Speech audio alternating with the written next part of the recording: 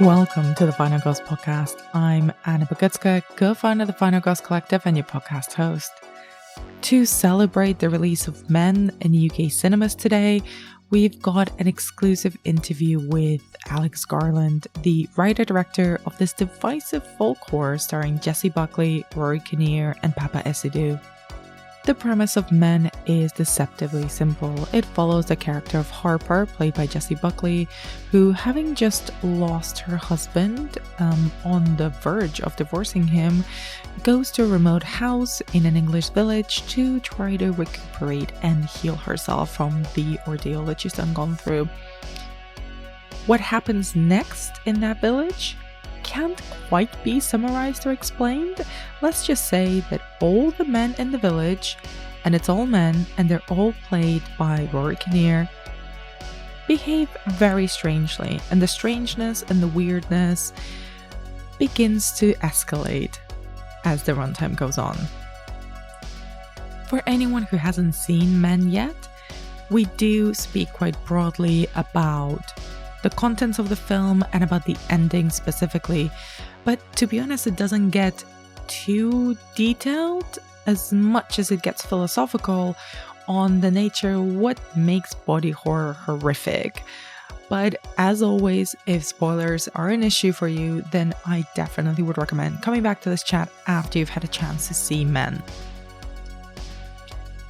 And I should say as well, this conversation with Alex was actually an incredible one to have.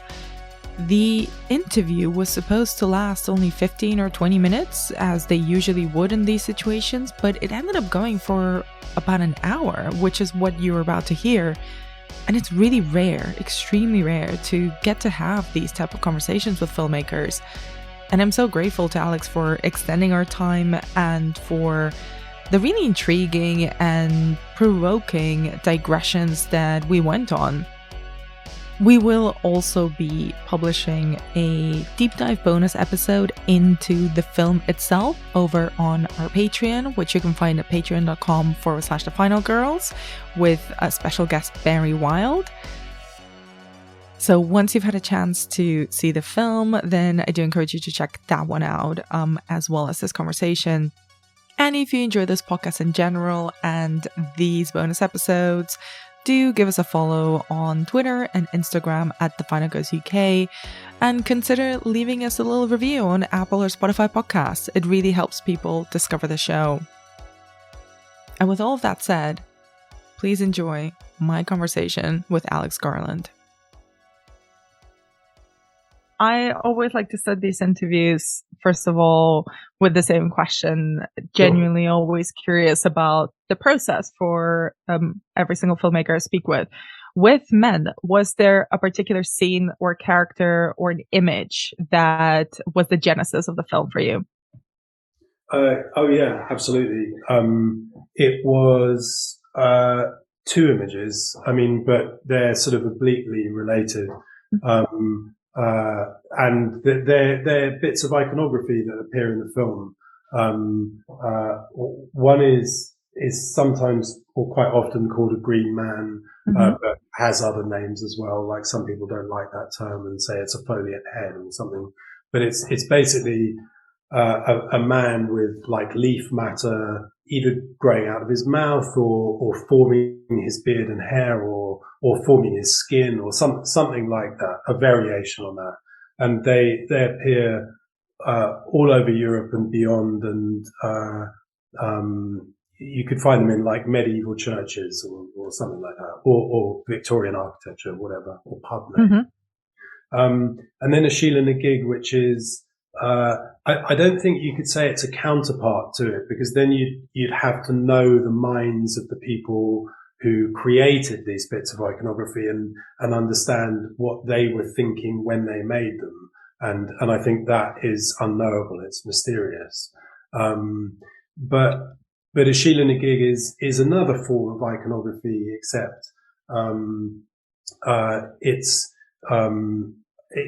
a woman holding open her vagina and quite often, as it were, looking straight at you.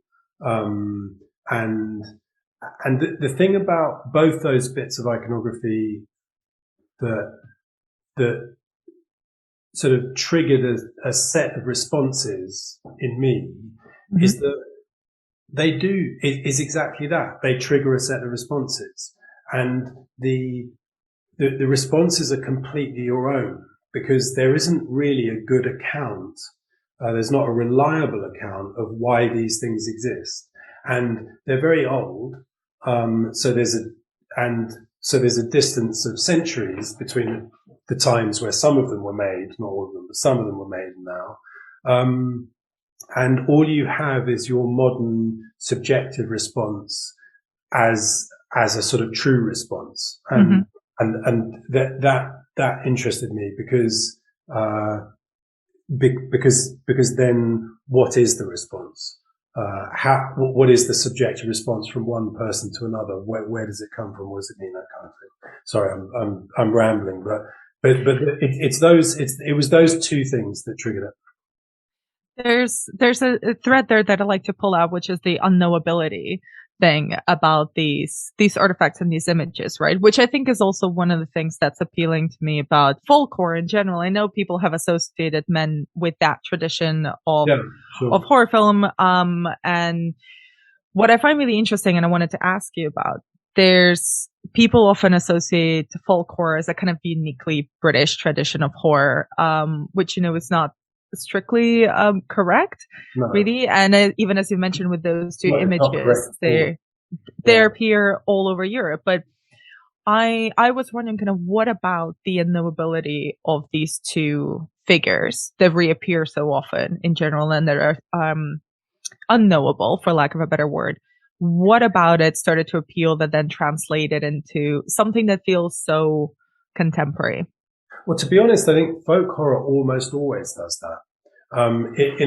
So what folk horror does is very often is it looks back to some kind of ritual or some kind of bit of imagery whose actual intentions are unknowable, and place that in a modern setting in order to unsettle people about the period in which they live now, So it's like an invasion of strange old forces into the modern world. Even a bit of folk horror like The Witch is in a sense doing that. It's just that the modern world is an old world from this point of view, but it's contemporary of that time. Something old is coming out of the woods or the pagan church or the ritual and disrupting the modern life, basically.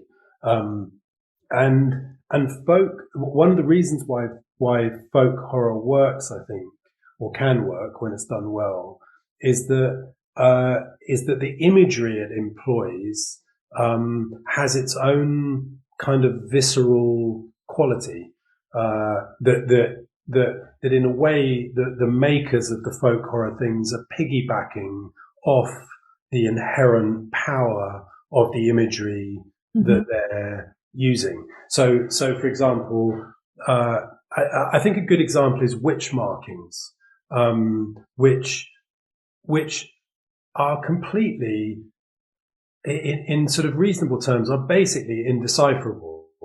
But they seem to carry some kind of runic power to modern eyes. And so there you go, that works. In this case, two bits of strange imagery that you often find in churches.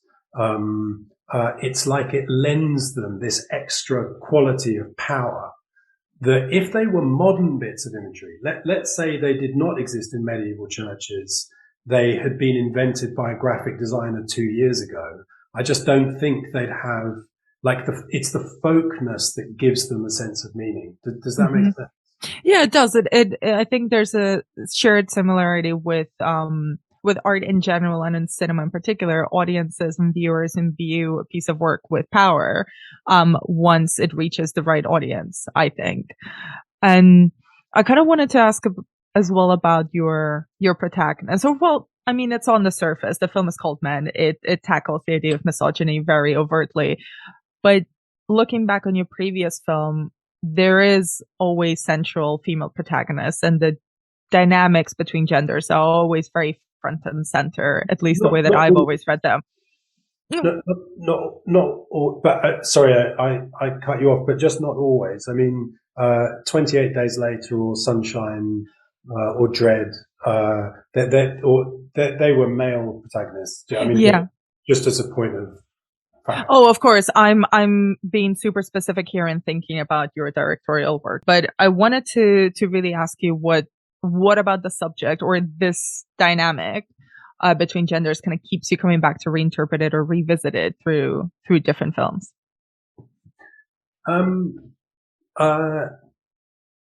Yeah, I'd actually, okay, well, if I was going to answer that question honestly, I would probably include Devs in there as well, which isn't a film, it's a television show, but has its own, in the character of Lily, it's also investigating some things around this as well, I think.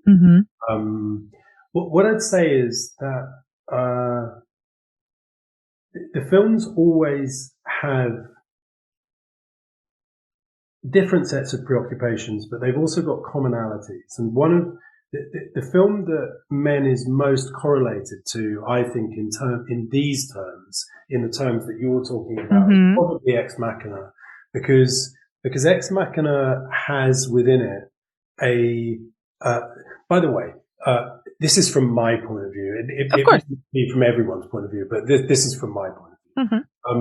It has within it a kind of debate about objectification and gender, like whether gender is owned or whether it's conferred, or those kinds of things. Some things have been turning round in my head. And what I was thinking is all of those previous debates were in some respects abstractions. They were rather sort of intellectual, stepped back abstractions where I was thinking about something and I was trying to represent it in terms of a film, but it wasn't very visceral and it wasn't very gut level. And in Men, there was something I was thinking about, and I've tried to articulate this before, and I'm not sure how well I'll be. I'm not sure I ever managed to articulate it in the way I mean it, but I'll give it my best shot, I suppose. Which is that there's a side of this which is to do with not exactly anything to do with men and women. But primarily actually to do with men. And it's to do with a sense of horror. And I'm not saying it's universal, but I do think it exists. And it would work something like this. When one hears about an overt act of a certain sort, like rape, like Harvey Weinstein, one can feel a sense of horror about it. And then there will be a huge sliding spectrum that goes from things that are very easy to put a name to, like rape, and it will go way down a sliding scale to much more nuanced, subtle things that are harder to put a name to. And so one can hear about the actions and behaviors of other men and feel a sense of horror about it. But then on top of that, there's something else, which is to do with one's own thoughts and impulses or instincts as a man, and to have a sense of horror about them. So nothing to do with pointing fingers, nothing to do with other men, but to do with oneself. And then having had, as it were, a sense of horror directed outwards and a sense of horror directed inwards, then there's a third part to it, which is what is the line that can be drawn between, say, me and my sense of horror about myself and Harvey Weinstein and my sense of horror in him, and more subtle or more nuanced versions. And so what is that sense of horror? Where is it well placed? Where is it badly placed? Where's, as it were, a fair position? Where's an unfair position? And, I suppose some of the genesis of it comes from trying to address that side of it. Now, I would say personally that Ex Machina doesn't do that at all. I mean, it does it in a cursory way because by acknowledging a debate about, say, objectification, it must contain some of those thought processes in order to get to the debate about objectification. But it isn't really trying to aim at that weirder and darker and more private thing, I suppose.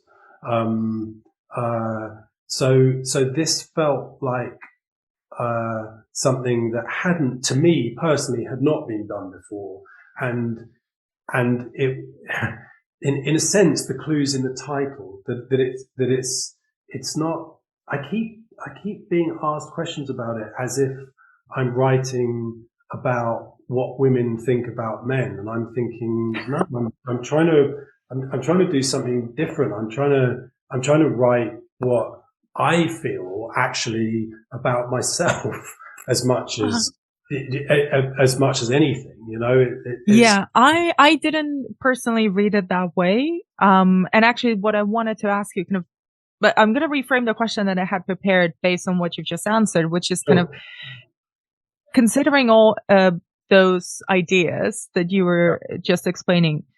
Is that why Harper, the character of Harper, is written, well, she's defined entirely by the men that we see in the film, both her husband and all the men that Rory Kinnear plays. We don't actually know that much about her, and I felt like this was a very deliberate choice. And I wanted to ask you if it was, if it's actually a way of exploring men from the inside out in a way, as opposed to what women think about men or how women experience men in the world.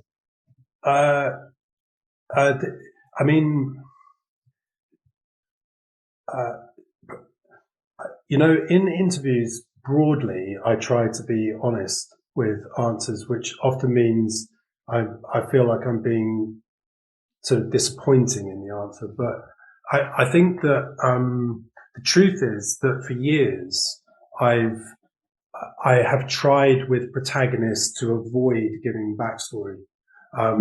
So there's very cursory backstory typically in stories that I write. Like, you don't say, even in the first thing I ever wrote, which was called The Beach, you don't really know anything about the protagonist's history. He exists in the time frame of the story primarily. So there will be things that might be referred to. Say in The Beach, it might be the protagonist will refer to something he used to do when he was a kid, or something like that.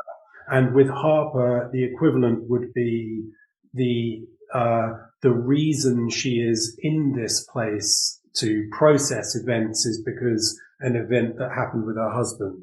But somewhere in me, there's like an old instinct to avoid backstory because of the way backstory creates inferred answers that I just personally resist. So I wouldn't say it's particularly located to this film. However, I think in this film it might be more extreme than it's appeared in previous stories, because the story of men is so simple. It's almost like a 10-line narrative. It's really about this turmoil around the story and a state of being, a state of feeling or existing around the story, rather than the beats of the narrative itself. Does that make sense? It does. And you know, I've watched your work, most of your work a lot, and it does. You're obviously, it's true, but I think there is an additional layer of Harper being like a vessel in a way, functioning like a vessel, which is what I was trying to get at. Well, compare Harper to, say, Donald Gleason's character in Ex Machina.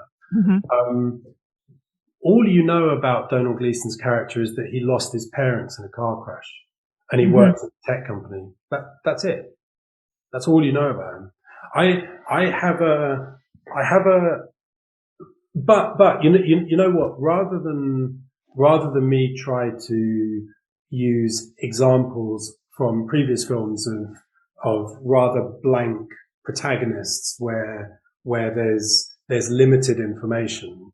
In a way, it's probably better just to talk about this film. The question, what's the inference behind the question? That's really what I should ask, I suppose. I think what's really interesting to me about both Harper and all the men in the film is the fact that we don't know too much about her, but that what we do know is she is there because she's, fleeing or grieving the situation with her husband. So we know of her only what's happened with her husband, with another man. And then every other person except her friend Riley, who we only see in person at the very, very end. Yeah. Everything that occurs to her is more actions from men that are happening at her. So what became really rich for me is the fact that we don't know that much about her, and her constant state of anxiety and fear is dictated by men in the film. That was the layer of the question that I found really interesting, and my question really was perhaps poorly worded. Was that deliberate as part of the thematic exploration of the film? No, it's not. So it's not poorly worded at all. I think I wonder if this is to do with just the sort of differences, like what it's to do with, like what constitutes information. When I think about Harper, I think I know quite a lot about her in some respects. So for example, I know she is independent. She's conceptually independent because her friend is saying, let me come up. And she's saying, no, I want to do this because I want to process something. She's also kind of compassionate. So when Jeffrey, the landlord, is being kind of annoying or silly or saying stupid things, she kind of makes it easy for him. She's puzzled or a little bit. It's a thing Jesse's terribly good at is a sort of fleeting look of confusion followed by a kind of reassuring smile or something like that. And these, to me, are like, in a way, more important bits of information than what her job is or what her parents do or where she grew up or something like that.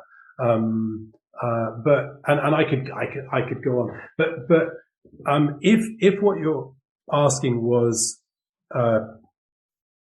there a deliberate political decision behind that, then I'd say no, there wasn't a deliberate political decision. What there always could be is an unconscious decision that it's impossible for me to allow for that because it's an unconscious motivation. But I did not sit down and think I'm going to limit information about her. It's more just an instinct I have. I'll say one other thing and then I'll shut up so you can ask the next question. It's been a long running problem for me with actors, in a good natured way. But the people who play the protagonists in the films I write often run into a problem, which is that because their name as the protagonist appears on lots of pages, it feels as if the protagonist is there doing stuff and sort of running the show. But when you break it down and you look at it in terms of what the actor suddenly discovers they're doing, they discover that they're really quite blank a lot of the time, and things are. It's quite often the other characters that have the big speeches and have the big lines, and the protagonist is increasingly reduced to a reactive state. And I've often had actors sort of halfway through a project sort of turn to me and go, hang on a minute, I've just realized something. And I would say in my working life that has probably literally happened 5 or 6 times. And I know we're running out of time, so I wanted to ask a question about actors, actually, since you moved into that direction. Sure. And I think this applies both to Jesse, but I think mainly on Rory, because he has so many different and very extremely physical, and I haven't even had a chance to ask about that ending, elements to play. By the way, you can keep going. I mean, if you've got a time problem, you can then sure, close it off. But I actually have nothing for the next 20 minutes. So. Oh, amazing. I mean, I was getting messages from the VRs to wrap up. Well, my question does still stand though. How do you, and with this film in particular, how did you protect your actors? And I'm thinking especially about Rory, because it feels not just a physically demanding role, but multiple roles, but also quite nasty, albeit small characters to inhabit. Absolutely, and also vulnerable in a complicated way, particularly in the birth sequence at the end, because he was doing something where he was vulnerable on many levels.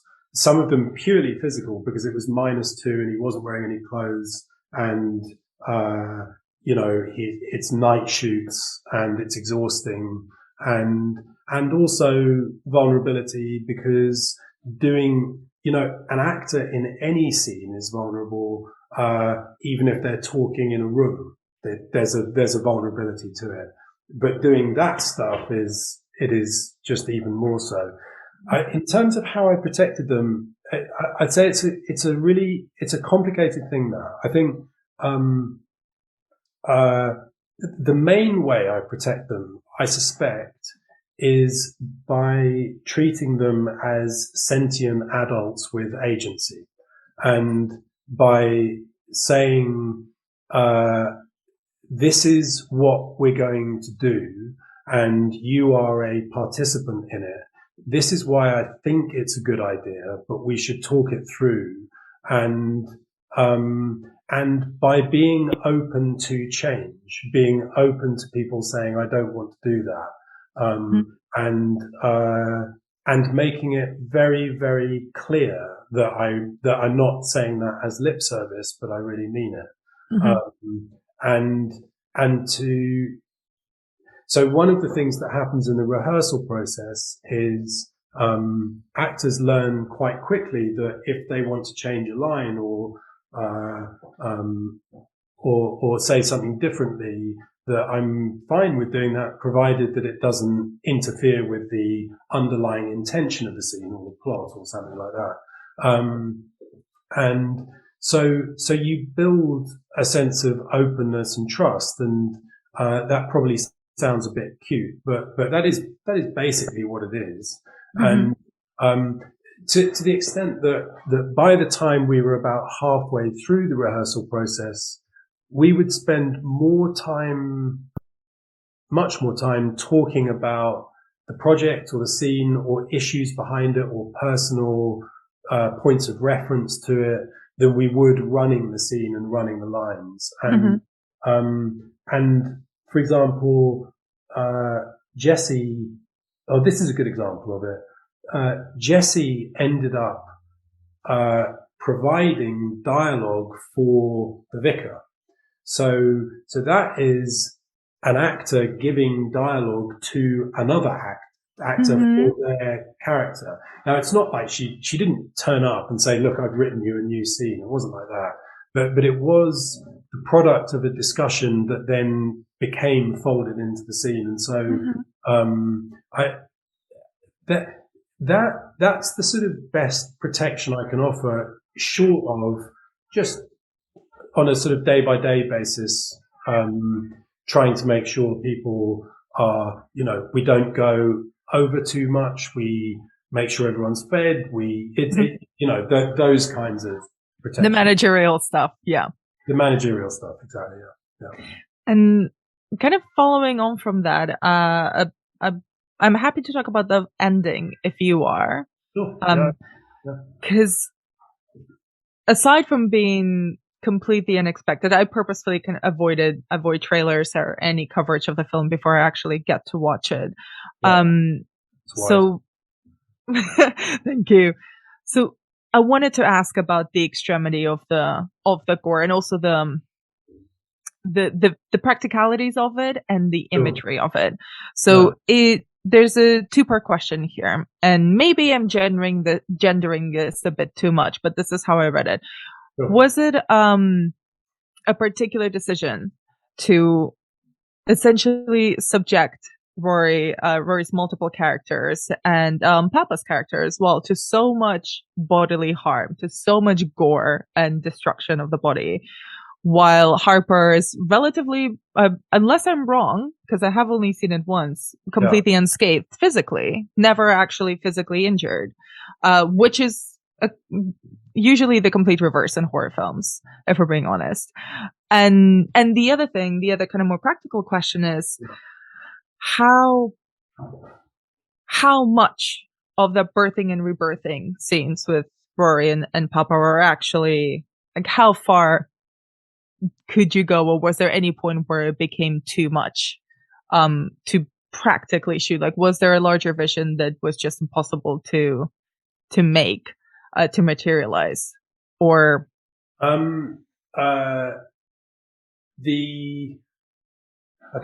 so what I'm going to do is answer the second one first, because that's in my head at the moment, and then you could rephrase the first one. I suppose. Sure thing. There was only one restriction on it, which was a restriction which was self-imposed, sort of by myself, but also collectively imposed. Like, it's not just me that thought it; lots of people thought it, and it was to do with the child, because in real terms, although Rory's face is there was a young boy who was emerging from a prosthetic and crawling across the grass, and all of the things that were true of Rory were also true of this young boy. But the difference is he's not a man in his 40s; he's a boy, and so there were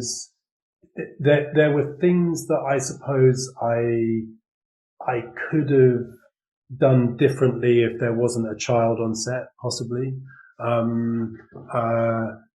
But that was the only one. I didn't feel any need to go further than we did. And also, I have to say, I don't think that the sequence involving the boy is tamer than it should be. It feels like about right for the thing. So, but that was my main concern when we were definitely. But his mum was there, and we talked about it a lot. He was an incredibly sweet kid, and his mum was very engaged, and we were very honest about what was happening and what the plan was and stuff like that. And they were like, yeah, we get it. It's cool.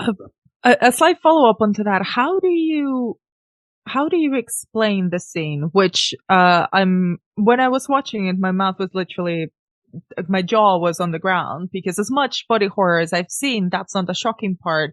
I was imagining. I'd really like to go back to that body horror that you used, and or maybe after answering your other question. But sorry, just because I want to query it. But you can query it now if you want. Finish your question. I wanted to ask, how do you explain this scene? Because as I was watching it, I was trying to explain it or even see it written on a page. And it feels like something that is, for lack of a better word, born visually. Do you know what? I just, it's a really interesting question because it gets to the heart of a really big issue with making films. I think a really complicated issue with making films. So the answer is, I explained it as clearly and honestly as I was able, which I think was a very clear description of exactly what then appeared on film. So by being specific, in other words, by being very, very specific, however, there's a complication. The complication, and this also, there's a version of this that could happen in, for example, a nude scene, which is that you say to the actor, look, this is the plan, and you need to think about whether you want to do it and if you feel it's justified. And you also need to try and think forwards into the future to think, I feel this now, but how will I feel about it in 5 years or 10 years and stuff like that. And the problem with it is that even while saying that, where you are saying as much as you can in a way, I also know that it's not enough, because there may be a point in the future where somebody regrets it. And typically with actors, young and old, but it's particularly true of young actors, they have hopes and they have ambitions. And factored into their thinking is, if I do this film, maybe this will lead to me doing something else later. And then if you look statistically at it, you would say, well, of all young actors, it is unlikely to be you, just on a simple mathematical basis. I can even say that, and I do say that, but I know I'm still not saying enough, because there's some things that are just unaddressable. So the short answer is, I say as much as I can, and I'm as honest as I can be, and then at a certain point, you have to leave it up to the agency of a person and have some trust in that. That's basically the answer, I guess. And do you want to query the body horror thing now? Well, it just interests me because the imagery that was used. This is going to sound like a sort of in a complicated way, it will sound like a sort of slightly pious point or a virtue signaling point. And I don't mean it to. I mean to actually. Like I'm not interested in that side of it. I'm asking about the specifics of it, because I do find it interesting. Cinema has been using aliens based on deep sea creatures or insects for a long time. Monsters are often based on insects and deep sea creatures, and so on. So there's often a kind of real world parallel. And when you see you're watching a David Attenborough documentary and you think, oh my God, look, there's the creature from Starship Troopers or something, and it kind of all makes sense. In this instance, I used birth. And the thing about birth is that although it provokes very visceral responses in people, it's also literally universal, because everybody is a product of either a vaginal birth or a C-section. And I got very interested in the making of this film about the degree to which people were horrified by the photographs of birth that we were using as a reference. Particularly, I remember one of them was a breech birth where the baby's feet are coming out first. And so when you call it body horror, something in me reacts, because I'm querying, why is something that is literally fundamental to the point of, in a sense, being even more fundamental than routine, It's just necessary. Why is it that that fits into the category of body horror as imagery? And I find that just interesting. That's all. I have to. I'm aware that this has now become a reverse interview, but I find that really interesting, and I have actually thought a lot about that because as a cisgendered woman as well, and actually a breech birth myself. I was born the other way around. I obviously I think societally and on a much larger scale, despite birth being a universal thing that connects us all, the female body is still a source of a lot of horror, not just to men, not just to people in general, but to women themselves. I think there's something deeply troubling and kind of horrific about the lack of imagery and the sanitized version of imagery of birth.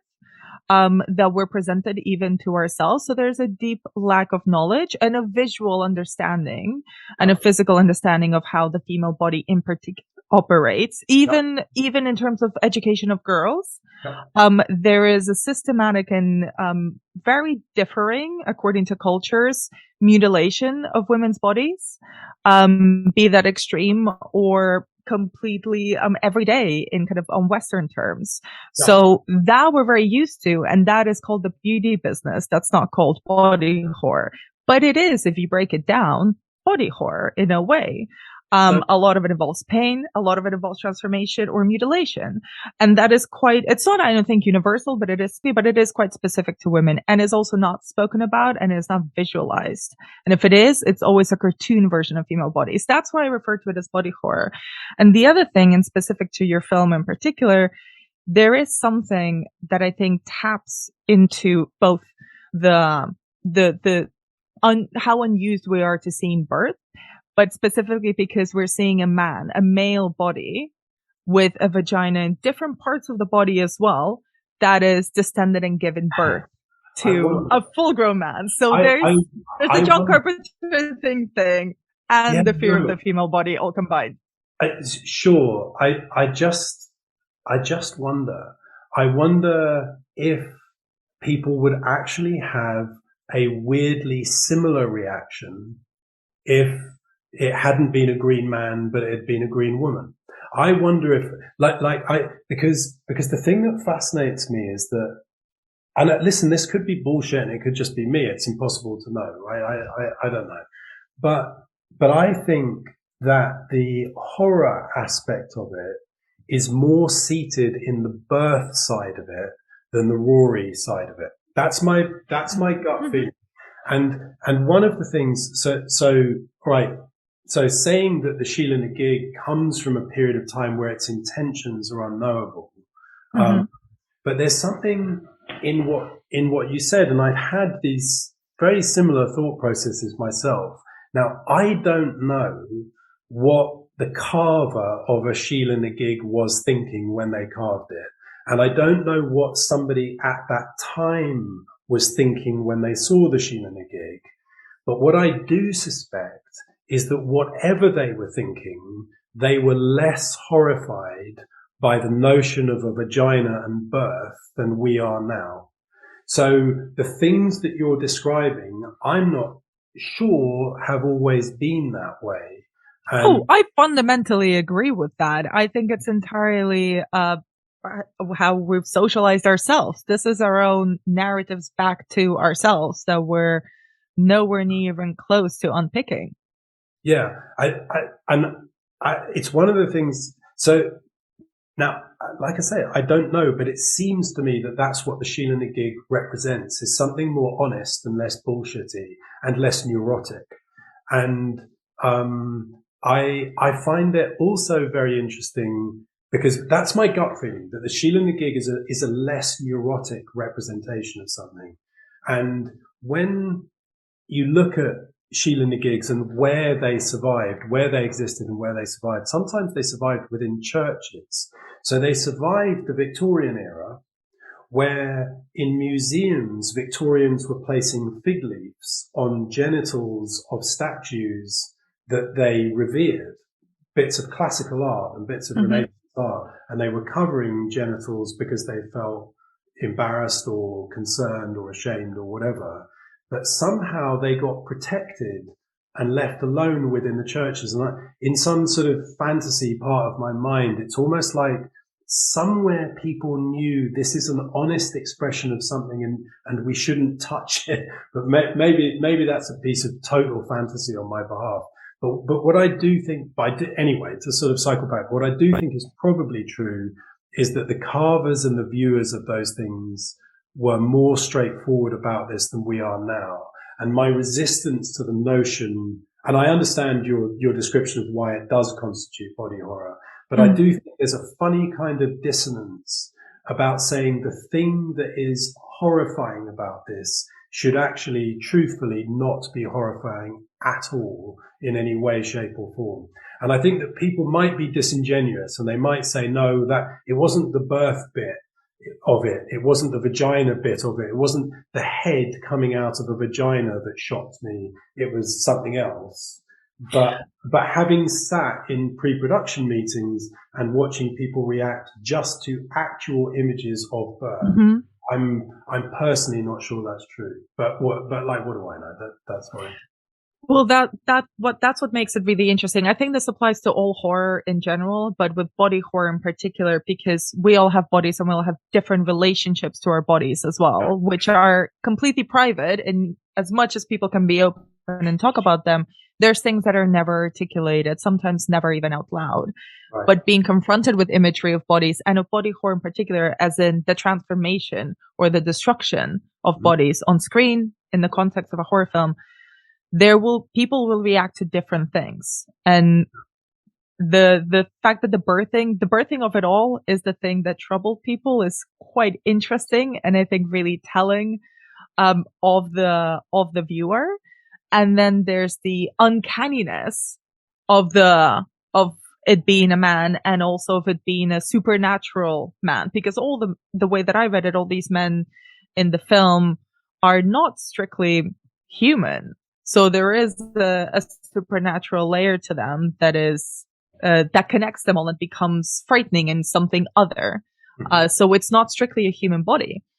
But I did want to ask you something kind of that you mentioned. You know, you spoke a lot about the Sheila Gig statues and that imagery, but the creature that starts giving birth first is the Green Man. So so I wonder about this particular choice. You know, you do err on the side of the Green Man versus the Sheila Gig, or did you envision this as a sort of combination of them both in one figure that is sort of genderless? I sort of it's more sort of instinctive than that, and it's less intellectualized, I think. But and also I have to be slightly careful because I can find myself using words that are sort of buzzwords and therefore get freighted with an extra amount of meaning than the one I'm intending. But it was more to do. So the word is appropriating. It was to do with the concept of just taking until something fundamental is taken. That there's no limit to what can be taken. And I think that birth involving wounds would be a sort of final frontier of a demonstration of need. If you like, I'm not gonna stop needing and taking. The last thing I could possibly take would be that, and I'm taking it. And there's a sort of I think this relates to a question you asked earlier, but then we moved past, which is that in that sequence, look, the structure of a horror film is that something is typically introduced into the normal world, which has a supernatural element. So the first question is this real or is it not real?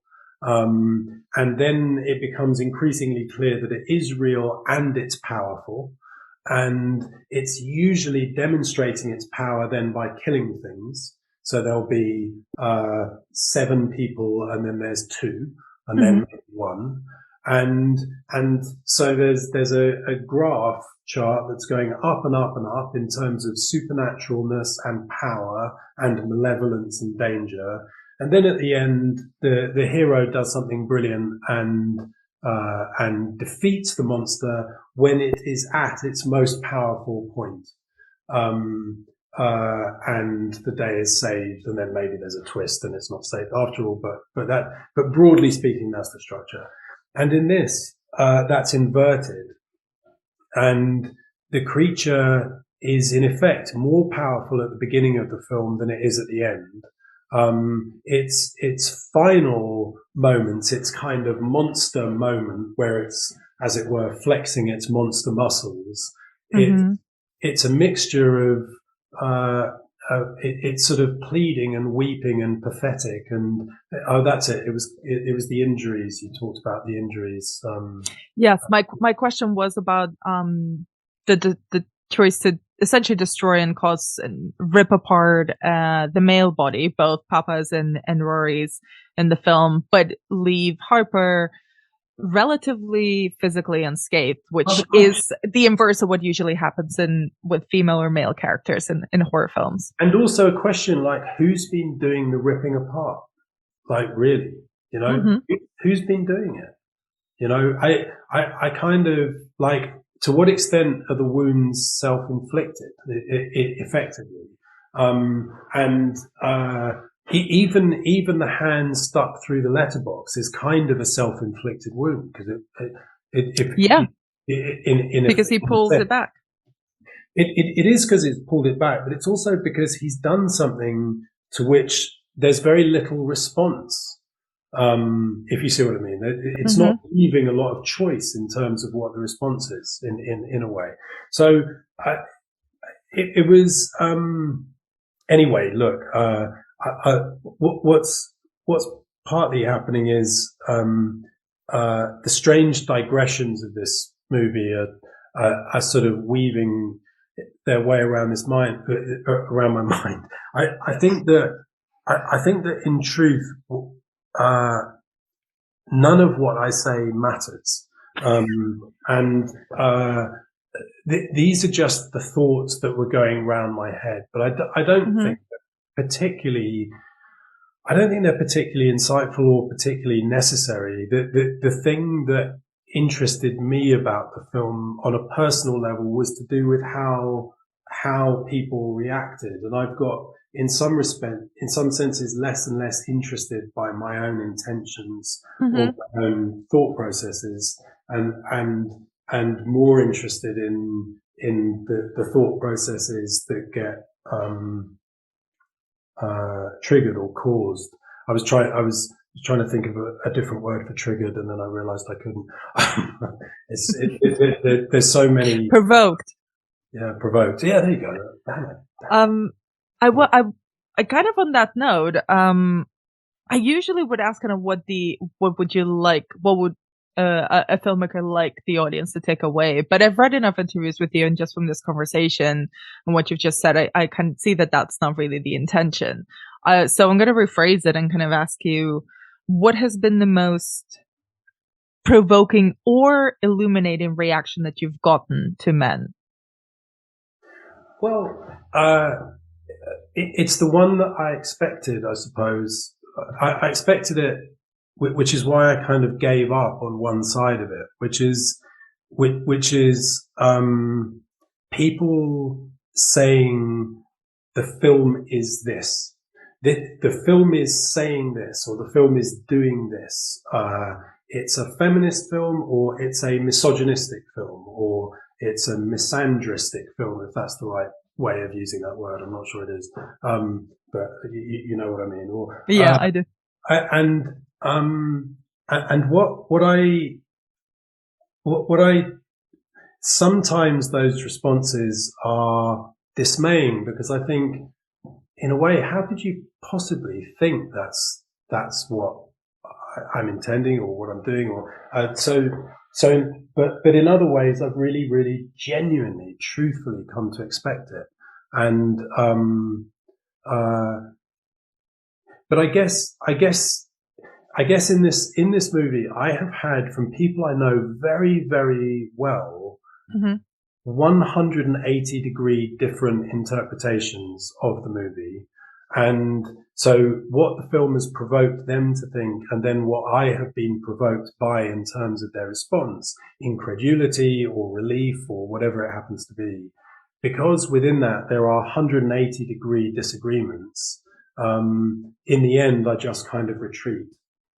Mm-hmm. I'm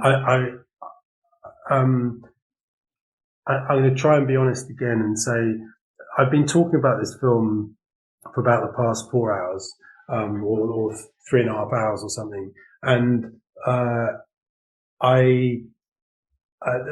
none of the interviews have been really like this one, but what happens is increasingly you lose track of what you mean to say, and it's almost like the interview enters into a sort of dreamlike state. I've had this happen before, and I worry about my own sense of articulacy and my own ability to be precise about things that I really want to be precise about. It's frustrating, slightly anxiety producing. So I'm giving myself a kind of caveat or get out clause of if I'm talking total bullshit, it's because I'm fried. The inside of my brain at the moment looks like a fried egg. I mean, I hope that this one has not been as dreary. I always really deeply empathize with the tediousness of junkets, for people who have to answer the same things over and over again. Yeah, okay, but you're not. Just to be clear, you're not tedious. What you are is challenging, right? So you're asking questions where I cannot just fall back on an easy answer, right? I'm going to take that as a compliment. It is a compliment. Thank you. But it also, it's like I'd rather have the conversation with like a clean brain and a cup of coffee and a cigarette or something to think, right, okay, I've really got to think about that answer. But like, whatever. I mean, the benefit, and I say this truthfully, the reason I much prefer doing audio interviews and listening to them actually, very often more than reading them and doing print interviews, is because of this. It's because the voice and the things that someone says when they're being interviewed and the when and the how they're being interviewed can actually be heard. And that adds so much more, I think, to what you're saying than just reading a blanket statement, which always reads blanket in a print interview, I think. Sure. I know exactly what you mean. Yeah, the thing is, this is going to sound like smoke, but if you ask a smart question, then I want to give a smart answer, but I also want to give an honest answer. And sometimes that's just tricky. I'm doing my best. I'm doing my best. I think this has been a really, really challenging interview both ways as well, which I also mean as a compliment. But I'm conscious as well of your brain being like a fried egg at this point, so I do want to let you go off and rest. But I do want to end on one question, if I may, and maybe don't answer it if it's too much at this point. But it's something. I'll do my best. It's something you mentioned about kind of being the things that you wanted to articulate the most or be most precise about when being asked or answering questions about this film. Is there something that perhaps, now post Cannes, with all the interviews and press coming out and all these things, is there something that you do want to be really, really specific and precise about that perhaps you haven't been asked or hasn't come up, or you think about it after an interview is done? It's like, no, this is the thing that I want to say about this film. Well, when I was being interviewed for this film, I wasn't actually in Cannes. And when I was doing the actual press junket for this, I was actually shooting another movie. I only finished it a few days ago. So I haven't really been, and that was a very difficult film to shoot, very complicated, very, very, very intense. So I haven't really been plugged into that stuff. I do, so in a way it's less from interviews and it's more from conversations and more from exchanges. But I think that the thing that I always want to say is that I'm more doubtful and more thoughtful than I feel sometimes people assume. So it's I'm not that people ascribe intentions or thought processes to me that often feel broad or naive or indelicate, and make assumptions about me that I sort of, it's like I want to say, no, of course I see that point of view. Like this bit of the film is an acknowledgement of that, but then but it's the things are often probably more humorous, like less serious, bit more thoughtful, bit more gentle than people think.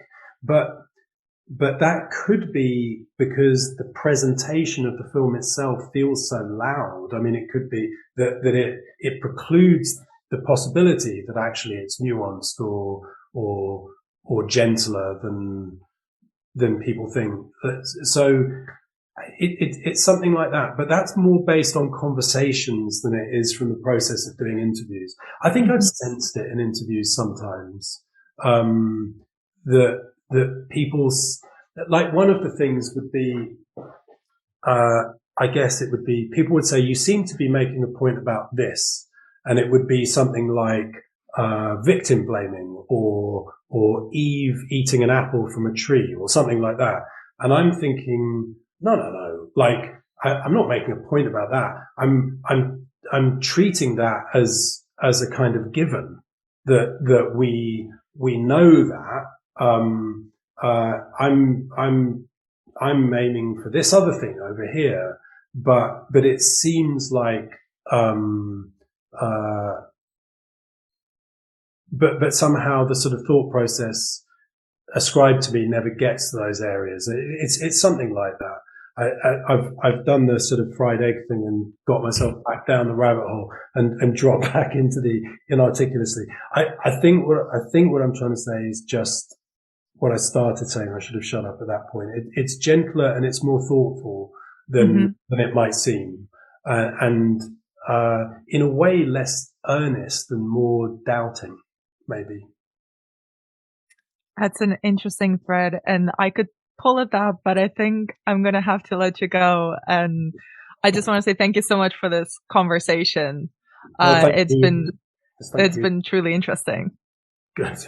I hope that's a good interesting. So absolutely great interesting. But thanks for your questions and thanks for forcing me to think. I appreciate it.